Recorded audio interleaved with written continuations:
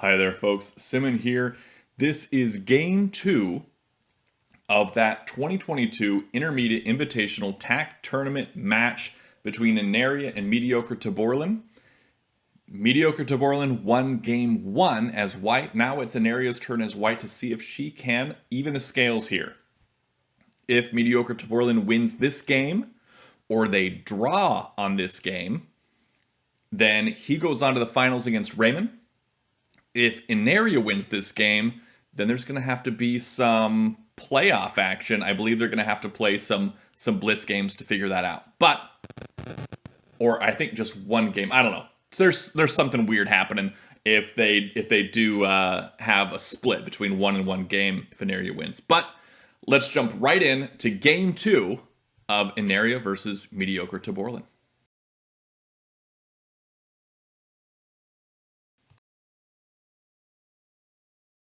And we see adjacent corners opening this up. And will we see that center control? We do go straight for the center control here, a mirrored opening. But then white playing off in this corner here. I don't know about that, making that diagonal connection. This does open up, though. Black placing here opens up the spot for a capstone, but white doesn't go for it. Instead, places a flat here. White's going to have to be pretty aggressive, I'd say, because black showed a really strong, aggressive game in game 1. White now kind of building up that position. Black is kind of content to keep going for this center area and really build up that, and then now going straight for that bottom horizontal line. White does have momentum here. Playing off to this side doesn't really use their momentum that strongly, but it does kind of work towards cutting off black's horizontal at the bottom and also build towards this vertical at the same time. It's a good positional move, but I think white may have misjudged how they should have played that. I think they should have played maybe over here, kind of solidified their horizontal line and then moved into white's line afterwards. We see now black kind of building around, ready to connect at A3 or F2. White has built down at C1. Now, I think this is so they can capture over and capture up and win this capture or force a double capture here. This is now a attack threat from black. White has captured left instead with D3, and this is kind of going for the vertical line now. Instead of going for that horizontal that you expected they were going for, instead going for the vertical. Now I would expect, since black dropped this capstone here at D3, this stack at C3 to move all the way over to B3. I think that makes a lot of sense here. It runs away from the capstone. The one thing you'd have to worry about there, however, is black's capstone chasing, moving right over there onto C3. I think that would be a tough thing to combat there. No, instead white play. Oh, that's an interesting play. I don't know about that. Black is now able to capture over onto C3, and that's going to be really difficult to stop there from white. I think white is planning on dropping a capstone at D3 after black captures over. Because this is not a attack threat, but it is very close to one. If white does drop a capstone at D3 or a wall, they're able to come down onto D2 and really ruin that horizontal line. But now black has this capstone with a stack underneath it with a friendly, and they can move that around. And I think that is going to be a lot of trouble for white here.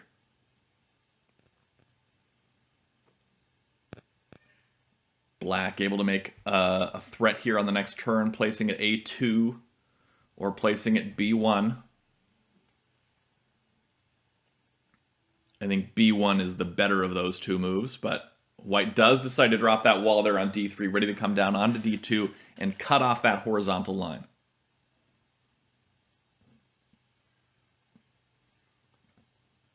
It looks like...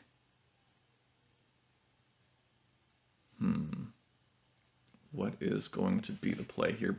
Black does indeed go for that B1, ready to make that play. White needs to bring this wall down. That is, I believe, the only move.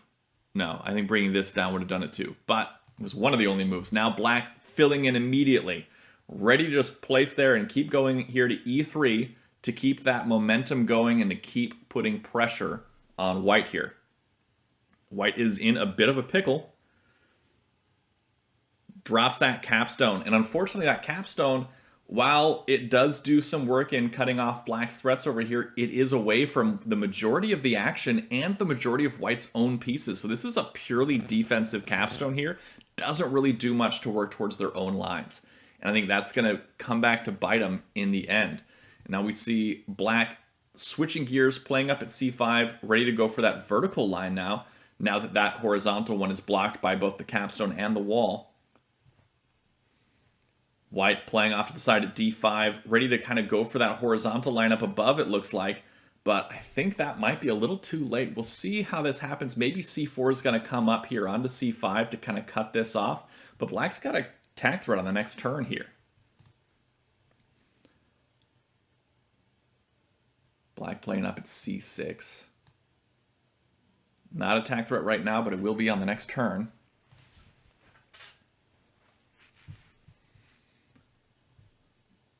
White now playing up at b6. Not attack threat for white, but working towards that horizontal line here. Coming down with the d4 would do that. But black would be able to come up with the capstone and make their own threat at the same time. Or if black were to, say, go left with c2, that would be attack threat in the vertical direction. Instead, black playing down below at d1. Interesting. I'm not quite sure what the play is with d1 here.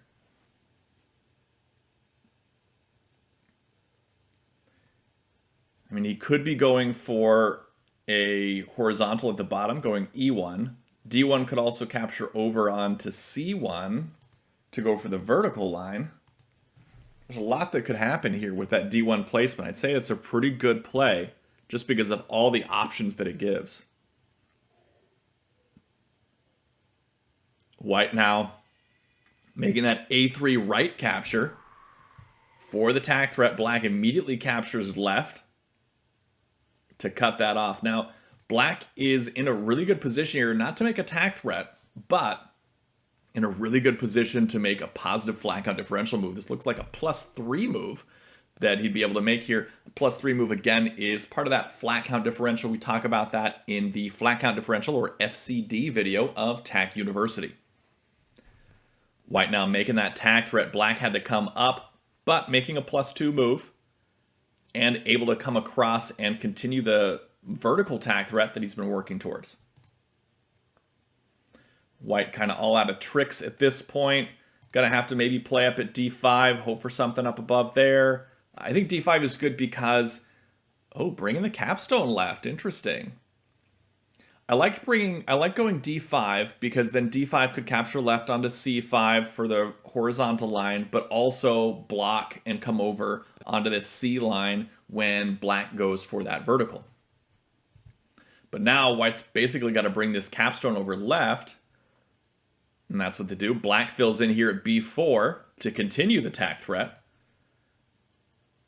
No, black doesn't fill in at b4, instead fills in over at e1. This is a horizontal attack threat now. White is definitely on the back foot here. MediocreTaborlin showing both games that he knows how to push that momentum and just keep these threats going and going and going and force the opponent to react in ways that are negative for their own road potentials. And so really, really forcing these moves here out of Ineria.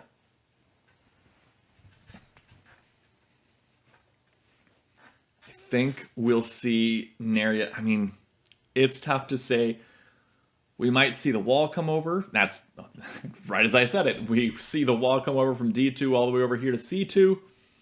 And that stops the horizontal threat, keeps black from making the vertical threat right away again. But what does white have here in terms of offensive potential? Very little, really. And I think that white might be trying to play something along here on the B line for the vertical.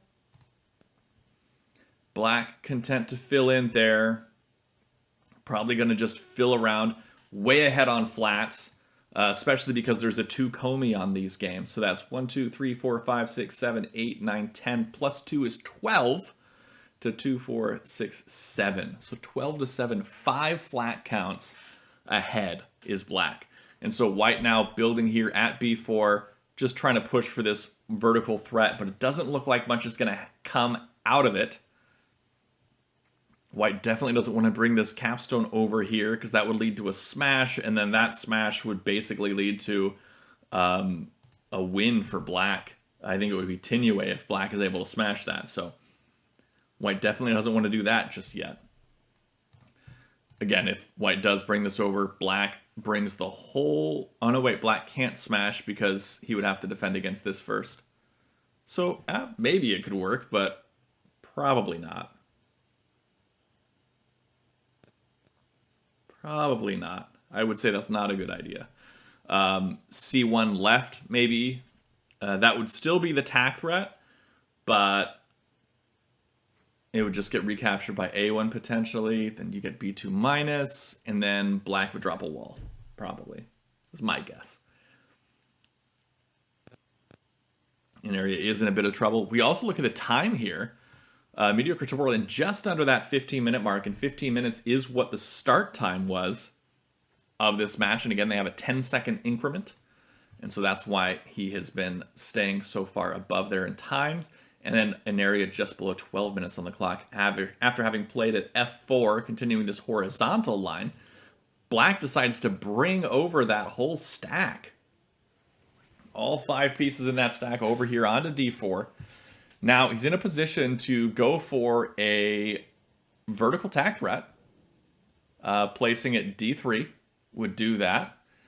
White now can make a horizontal tak threat by capturing over onto b3. If she decides that's a good idea. Let's see, what other options are there here for white? I mean, I guess white could smash the c2 wall, but it doesn't seem like it'd be a good play. It seems pretty negative to me.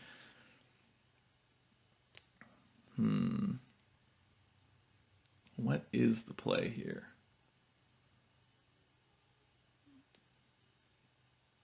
I mean, white could fill at... No, white doesn't want to fill. I was going to say white could fill in at c4, but then black plays at d3, and then he's got the vertical threat, able to come left with the capstone stack or come up with the capstone stack. 1, 2, 3, 4, 5, 6. So yeah, he'd be able to leave one black behind and move up or left to make that connection. So white's got to think of something here. Comes left with the flat. This is a tak threat from white. Coming left with the capstone would be a road here. Black likely going to do one of 3 things. My guess is come right with A1, come down with B3, or come right with A4. Coming right with A4 makes a lot of sense here, but coming right with A1 also makes some sense. The reason for that is A4 isn't really connected to anything. It's not doing anything for black right now. There's not much going on with that, so that makes a lot of sense. Coming down with B3 makes a lot of sense as well. However, it is going to give white the opportunity to capture over with that wall stack and do some work there, up and down, kind of secure that position. So A1 right, while it would lose the capture war, would give black the opportunity to drop a wall here on C1 and potentially recapture. And again, it would be a wall on C1 because you wouldn't want white to be able to throw that stack to the right and make a positive flat count differential move over here onto D1. So we do see black capture over. If white captures down, I think we'll see the wall either here on C1, or black could just decide to play at D3 and just continue to go for that vertical threat, regardless of what white does with those with that stack down there at B1. All right, so he does do she does capture down. Black drops the wall at C1 again, just stopping that flat count differential move. Black now has to defend against this tak threat. And black could do that by bringing a4 right again, or drop a second wall here on b2. Now this second wall is pretty powerful because it can come up onto b2 and then further come up and make those positive flat count differential moves, liberate those captives, and keep things going in that direction. White, I think, now wants to play here at d3. That would be a tak threat in the horizontal direction. That would go from a6 all the way down here and then to f4. So playing here at d3 would be a tak threat, would force black to make some sort of capture move, most likely. Black could just place here at e3. And if black places at e3, white's going to place at f3.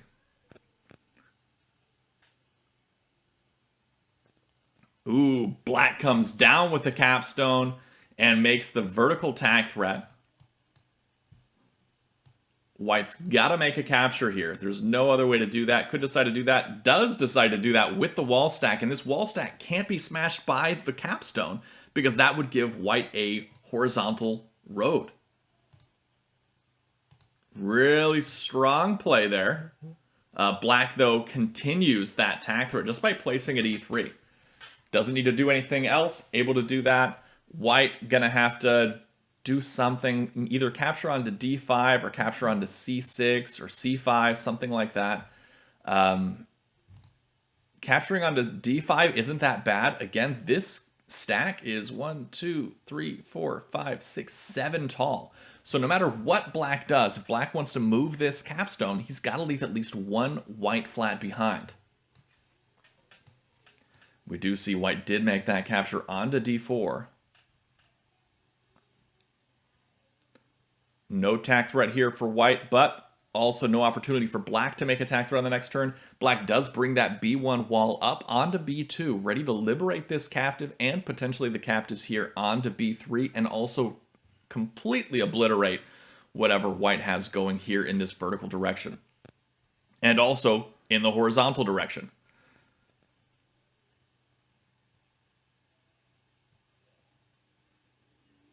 White also has to beware because if white moves this capstone stack left, let's say they leave behind the 2 here, that leads to a black road.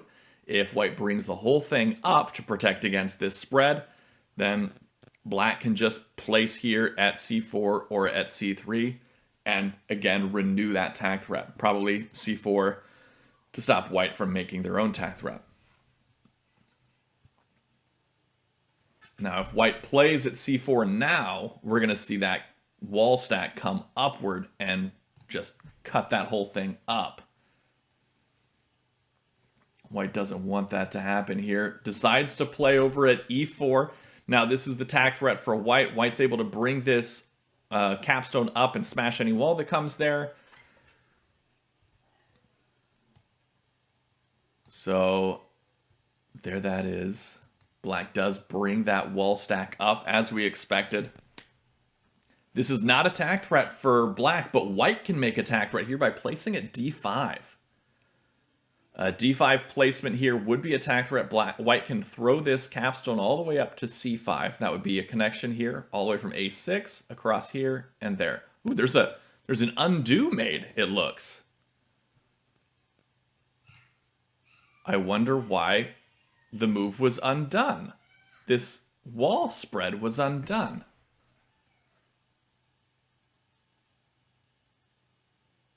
That's surprising. We don't see a lot of moves undone in tournaments.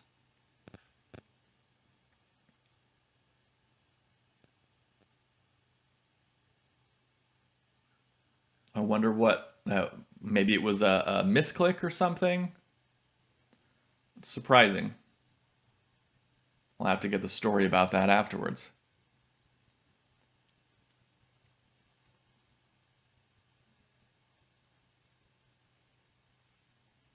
All right, still no move here from black. I wonder, I mean, he made the move, so he clearly had a different move in mind if he did the undo.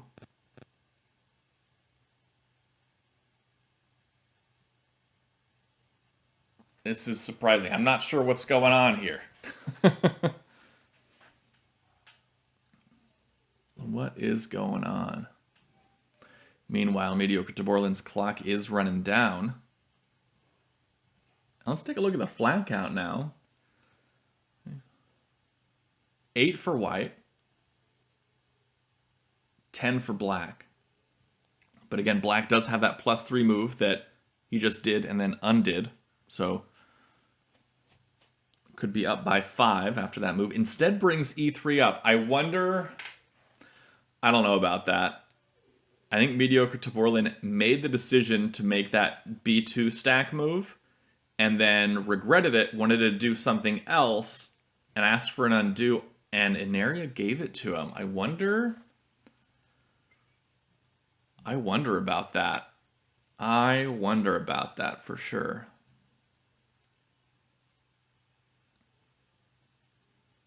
Now, E3 plus is certainly better in terms of it can't be renewed as quickly. So that's nice. But I think we're probably just going to see D4, 2D4 right. 2D4 right, again, that is portable tak notation. That's what you see off here to the side. And I talk about that in the portable tak notation or PTN video of Tak University. And I believe, yeah, we'll see 2D4 right. Well, it won't be a tak threat for white. It does get a nice stack here, and it can come down for a positive flat count differential move. And I think that would work out just fine for what black wants. Or for what white wants, sorry. Black probably wouldn't want that to happen. So I think white should make that move. But we'll see. It might result in a wall placement. Oh, instead placing here at e3. That's an interesting play. I was thinking it might invite a wall placement at e3 if white were to capture over with d4 onto e4. But instead, white places at e3, ready to renew that threat by capturing up with e3, potentially.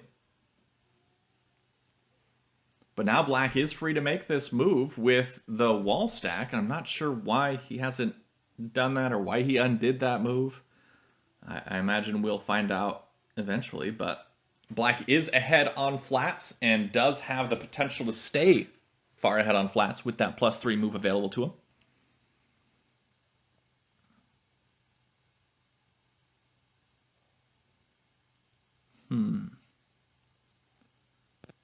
Black dropping a wall, playing defensive here. Black may be just playing for the flat game now, which I find surprising.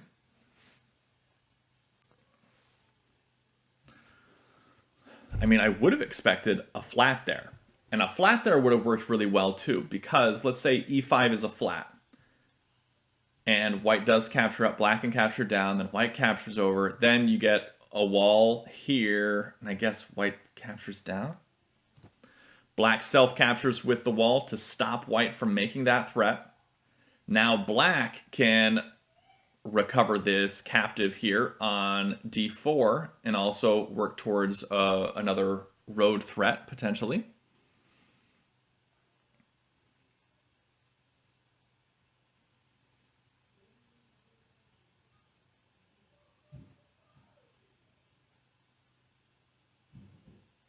It still looks pretty bad for white, but I do think we've seen a few misplays here from black.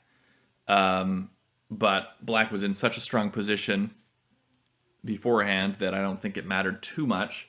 White's got to pull some magic out of their hat right now, really, to get things going.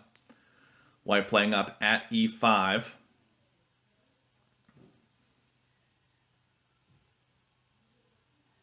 That does stop black from building at e5 and going for that vertical threat using this capstone to capture right.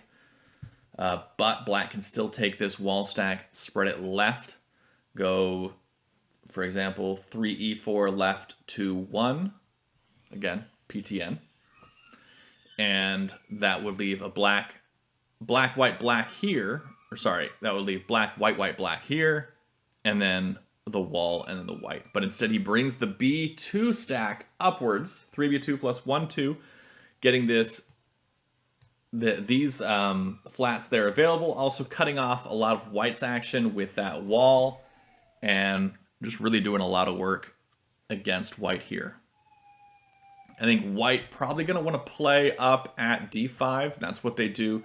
Looks like that's going for that horizontal line again. Playing up at f5 on the next turn would be attack threat. And so we might see black just take this wall stack, bring it left onto c4. Again, that 3e4 left to 1 move. I would not be surprised to see that. Though that may result in white smashing. Oh! Black smashes. This is a attack threat in the horizontal direction. And is a attack threat in the vertical direction. This is, in fact, Tinue. Yep, that was Tinue. So, I think what happened here was black set this up, smash. I wonder how long that was available to him. I think that was available for quite some time. But black sets that up to stop this white horizontal threat from being there. So once this is cut off, white can't make a road here. So instead, white plays up there, black smashes. Now black can spread left for a horizontal road or spread up for a vertical road. The linchpin of both of those is D1. So D1 to go vertical and to go horizontal. Doesn't stop it. Black can just go horizontal or vertical now. And that is the game. Well played, MediocreTaborlin. Well played to Ineria as well, both players. And congratulations, MediocreTaborlin, for making it to the finals of this 2022 Intermediate Invitational Tak Tournament. Going to be playing up against Raymond next. So well done, and thanks everybody for checking this out. Be sure to check out the description below for all things Tak, especially the Tak Discord server, which is where you can find all sorts of Tak resources like strategy guides and people to play with.